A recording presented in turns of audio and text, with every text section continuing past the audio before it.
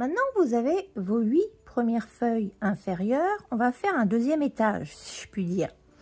Alors, on a travaillé dans le brin avant. On va travailler dans le brin arrière. Alors, c'est pas évident à voir. Vous avez des petits brins ici. Mon aiguille. En fait, vous avez des petits brins ici. Vous en avez ici. D'accord? Ici. Voilà. Mais en fait, vous allez piquer à peu près au hasard, comme vous voulez. Et vous en faites entre 4 et 6. C'est toujours le même schéma. Mais vous les faites à l'intérieur. Vous ne reprenez pas sur les feuilles qu'on a déjà faites. Hein. Donc, vous prenez sur l'intérieur. Je sais, ça fait un peu brouillon. Mais vous allez voir. Au final, le but, là, c'est pas que ce soit exactement au même endroit. Là, le but, c'est de faire 4 à 6 feuilles en fonction de ce qui vous fait plaisir. Donc, je vais piquer. Ça, c'en est pas un. Je vais chercher ici. On a fait le brin avant. Donc, hop, ici, logiquement, j'ai le brin arrière. Voilà.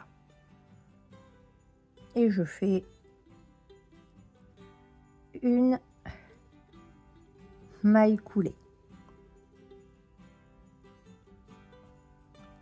Puis, je refais le même schéma. 6 mailles en l'air. 1, 2, 3, 4, 5, 6. Une maille serrée. Une demi-bride.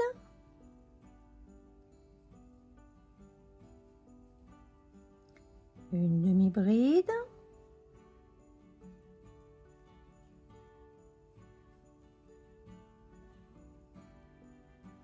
Une bride.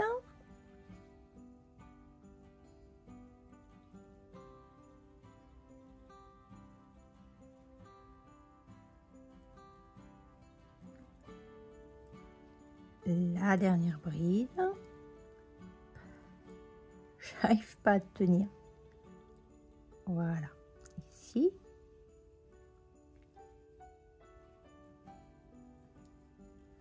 Et au même endroit, là où j'ai piqué, je fais une maille coulée. Donc attention à ce que votre travail soit bien dans ce sens-là, hein, qu'il ne soit pas tourné dans l'autre sens.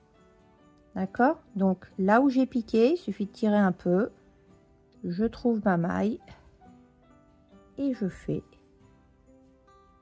une maille coulée. Voilà. Et voilà ce que ça va donner. Vous voyez, vous allez avoir un étage supplémentaire et puis surtout, ça va fermer le centre là. Enfin, ça va commencer à le fermer. On le fermera, on finira avec la couture. Quand on perdra les fils. Donc, on continue. Ici, j'en ai une. Donc, je vais la chercher. Peut-être. Vu que je suis là, voilà, ici. Voilà, ça y est. Vous voyez, faut y aller, vous pouvez forcer un peu parce que forcément, comme on a travaillé sur le brin avant et qu'on a fait plein de nœuds, c'est beaucoup moins facile. Là, par contre, il faut vraiment tirer sur votre fil pour pouvoir faire votre maille coulée. Voilà. Et là, on est reparti. On a fait le plus dur. 1, 2, 3. Et enfin, la dernière bride, ici. Oups. J'ai oublié le premier jeté. On n'a rien vu. Hop. La dernière bride.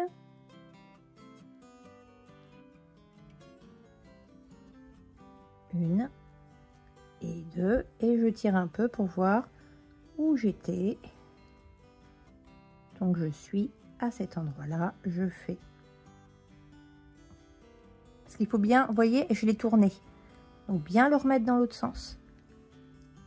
Et donc je mets de la table, c'est plus facile. Ici, je prends mon fil et je fais ma maille coulée pour le terminer. Et voilà. Donc là, vous voyez mieux ce que ça donne. D'accord? Donc je vous laisse en faire. Vous voyez, ça peut se placer. Ça fait deux étages, c'est quand même plus sympa que juste un étage de feuilles. Donc vous en faites 4 au minimum, 5, 6 au maximum, sinon ça va être vraiment trop chargé. On se retrouve quand vous avez terminé.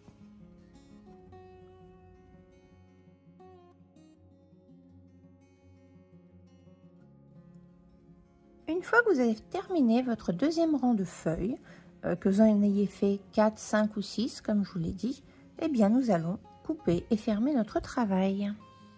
C'est terminé pour le crochet.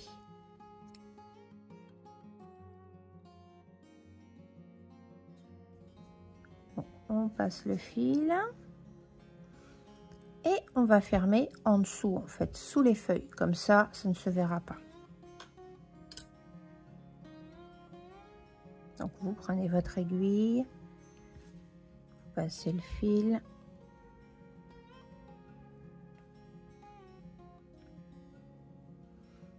Et on y va. Donc par rapport à la dernière où vous êtes, la première chose, vous allez piquer complètement en dessous pour que votre feuille se balade pas. D'accord? Donc vous vous rappelez, on avait fait un rang de ligne verte. Ben voilà, je vais aller piquer là-dessous. Donc par rapport à la fermeture de ma feuille, donc je vais piquer ici et je vais aller directement en face. Même si vous êtes, voyez, dans le vert, c'est pas grave, vous avez les feuilles. Voilà, ça permet, vous voyez, de l'abaisser directement. Oui, j'ai remarqué, forcément, vous avez dû voir les petites feuilles du dessous ont tendance à s'enrouler. Une technique que vous pouvez faire, vous laissez une épingle dessus, on va dire, pendant 3-4 heures et elles resteront droites. D'accord? Faites comme ça, vous piquez, c'est juste pour leur donner la forme et elles resteront droites. Donc ça peut se faire une fois qu'on a terminé. J'en étais à la couture pour fermer. Donc ici, je vais repartir à côté et je vais pas aller tout droit. Enfin, tout à l'heure on a fait ici, et ben là je vais partir dans l'autre sens. Je vais faire comme une croix.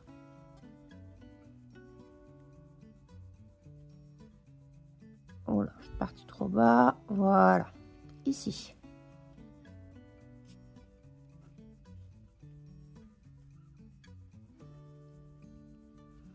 Je vais refaire la même chose. Je pars sur le côté. Et je repars. Alors, attention à ne pas être juste dans les feuilles. Hein. Vous prenez bien dans la chair, on va dire. Hein, dans le corps de votre ananas. Et quand vous tirez sur votre fil, attention à ne pas prendre les feuilles non plus dedans. Voilà, je pense qu'il commence à être bien. J'en refais un petit. Histoire de... Celui-là, je vais l'amener par ici. Voilà. Vous voyez ce que je vous disais par rapport à la feuille. Faites attention à ça. Et là, je vais faire mon nœud de fermeture. Pour le nœud de fermeture, je passe à côté. Je reviens à peu près au même endroit. Je passe mes fils, mais pas entièrement.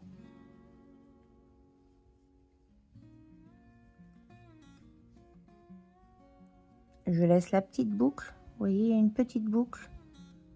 Je repasse dedans. Et ça permet, en serre fort, de faire un nœud. On peut continuer à perdre notre fil. Donc je passe à côté. je vais ici, j'y suis déjà allée, je vais en face, je serre bien et là logiquement il n'y a aucun problème, le fil est bien bloqué.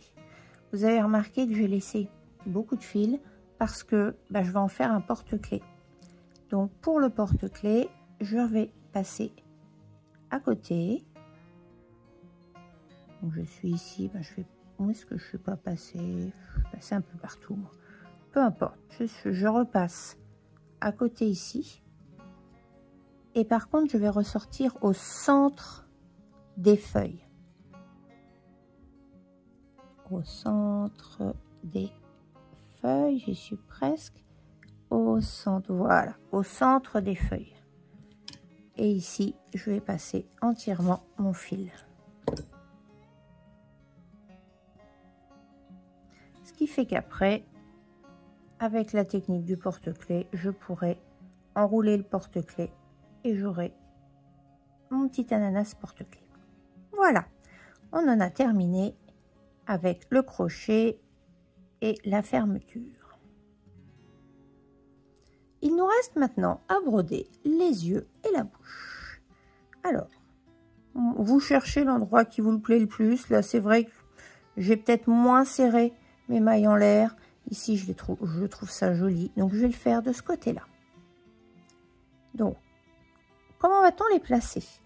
Si vous regardez, j'ai un point puff, un deuxième point puff.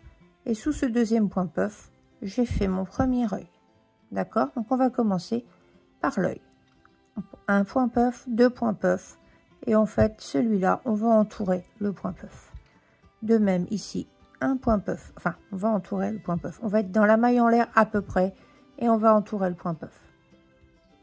Pour celui-ci, pareil, on comptera un point puff, un deuxième. L'œil sera ici. D'accord? Donc là, on en compte. Ça revient au même si vous comptez 1, 2 et l'intérieur de votre œil est là. 1, 2, l'extérieur est là.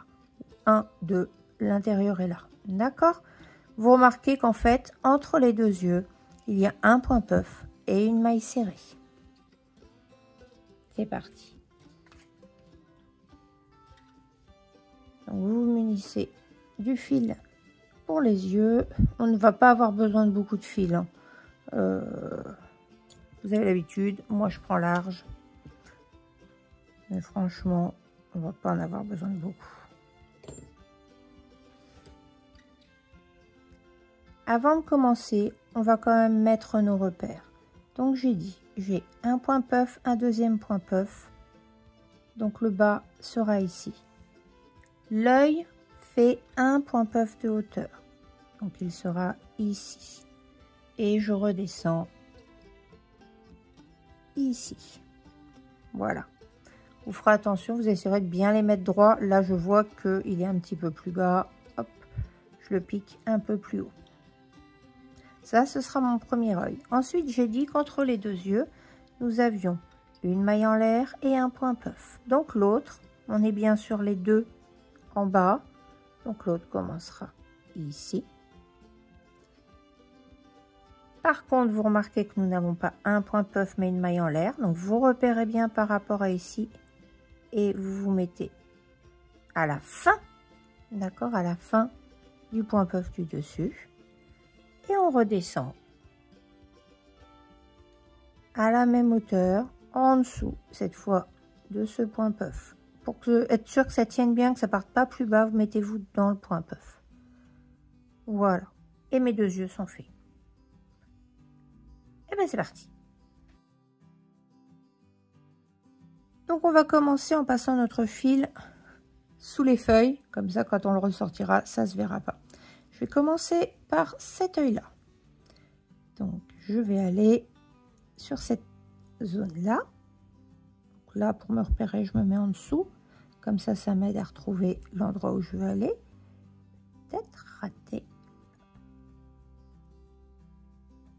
Encore un petit peu plus haut. Voilà. Un petit peu plus haut. Allez. Parce que... non, il a décidé d'aller là. Et bien, il ira là. Donc on passe notre fil, on fait attention hein, à laisser quand même un peu de fil pour la marge. puis on passe dans celui du dessus. Je vais mettre là, comme ça. Et on va aller directement dans le dernier trou. Donc on fait attention à ce qu'il soit à peu près à la même hauteur. Là, il y est.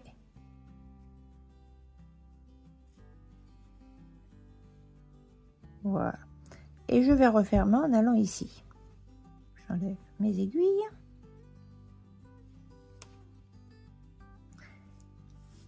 Forcément, ça a bougé. Donc, je referme ici. Et je vais aller directement ici. Hein? On va faire le même mouvement. Donc, j'enlève mon aiguille. Je sais que je vais dans ce point ici. Juste à côté. Voilà. Et vous vérifiez. Alors, on tire bien. Voilà. Vous voyez, ça entoure le point puff. C'est sympa. On vérifie qu'on est bien à la même hauteur. Il n'y a pas de problème. Donc, ici, il faudra que je le fasse un petit peu plus haut. Pour être à la même hauteur au niveau des yeux. D'accord? Voilà. Donc, si je vais ici, l'œil va pencher. Donc, il faut que j'aille un peu plus haut. C'est-à-dire, ce serait ici. Ouais, ce serait ici. Donc, si je me repère par rapport à la ligne, on est ici. On est en plein milieu du point puff. Et on va ressortir sur l'autre aiguille. Donc l'autre aiguille, on se rappelle qu'on est ici. Donc je ressors au niveau de l'espace. Non, parce que sinon il va être trop serré. Il faut bien que j'aille au milieu du point puff et au niveau de l'espace. Voilà, j'arrive à la même hauteur. Et si on regarde, on est bien à la même hauteur au niveau, pardon, que je me mette bien face à vous, on est bien à la même hauteur au niveau des yeux. Je vais avoir un fil long, moi et la couture, c'est pas le bon, c'est celui-là, voilà. Donc je vais rapetisser ça. Et je vais fermer mon œil, on vérifie, vous voyez, c'est bon, ça fait deux yeux à peu près identiques. Donc on refermera ici. Par contre, avant, on va préparer notre bouche parce que quand on va fermer, on va aller directement construire la bouche. La place de la bouche, en fait, vous êtes entre le premier et le deuxième rang de point puff, hein, et les extrémités de la bouche tombent au niveau des yeux, à peu près. Je dis beaucoup à peu près hein, dans celui-là. Mais voilà ce que ça va donner. Donc, je repars ici. Je vais entre le 1 et le 2. Entre le rang 1 et le rang 2. Et je vais faire ma bouche juste au-dessus de du point puff du rang 1. Enfin, du premier rang du point puff.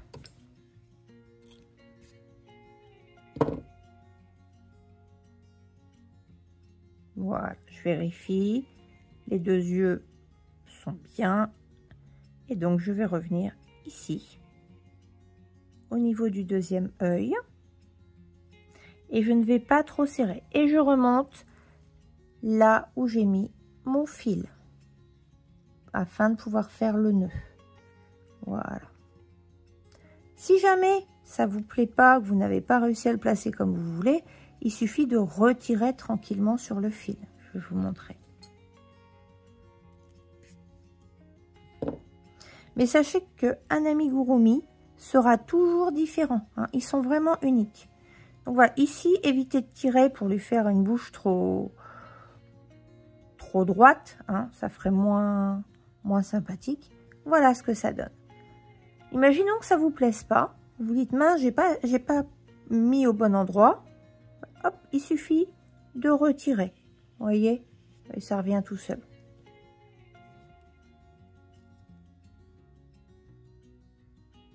Du coup, je recommence.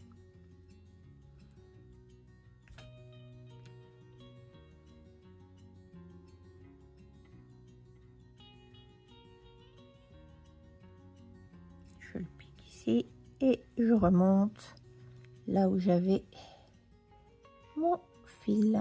Voilà. On évite de piquer dans les feuilles.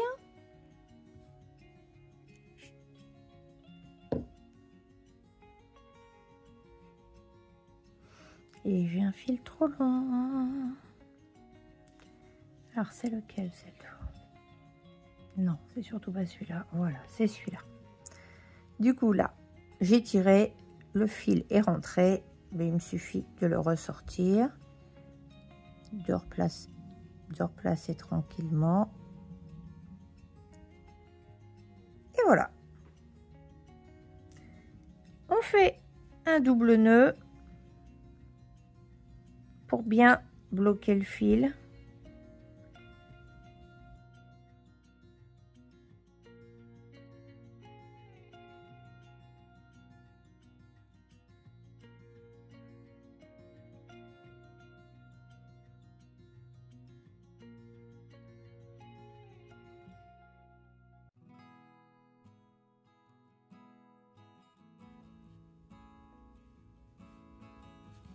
Deux. Et ensuite, on va aller perdre notre fil à l'intérieur, toujours sous les feuilles.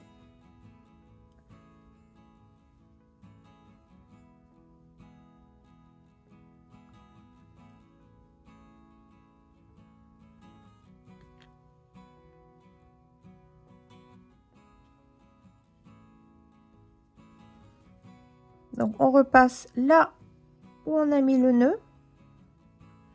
Puis bon, vous repassez de l'autre côté, c'est pas gênant.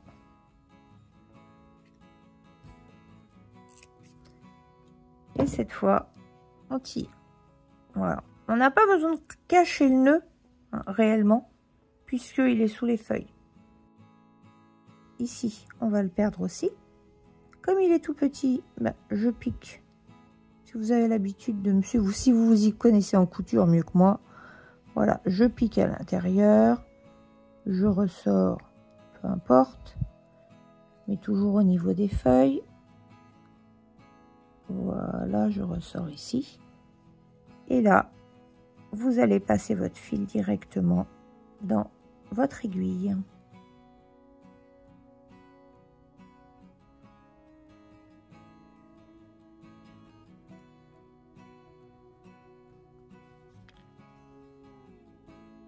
Et vous n'avez plus qu'à passer.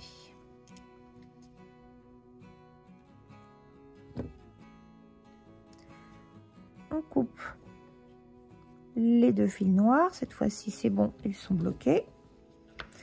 Si vous n'êtes pas sûr, vous n'êtes pas obligé de couper au ras. De toute façon, ils ne se verront pas. Celui-là, ce serait bien que je le coupe pas.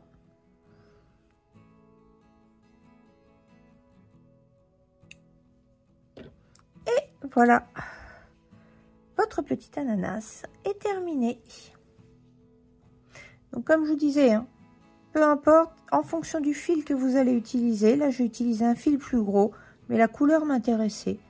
Donc, il n'aura pas la même taille. Ils seront tous uniques. Ici, j'ai serré très fort et j'ai vraiment lutté sur les points puff.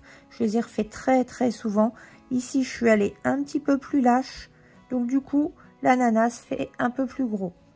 Il suffit, hop, voilà, comme je vous avais dit, et tout de suite, il a une forme beaucoup plus allongée.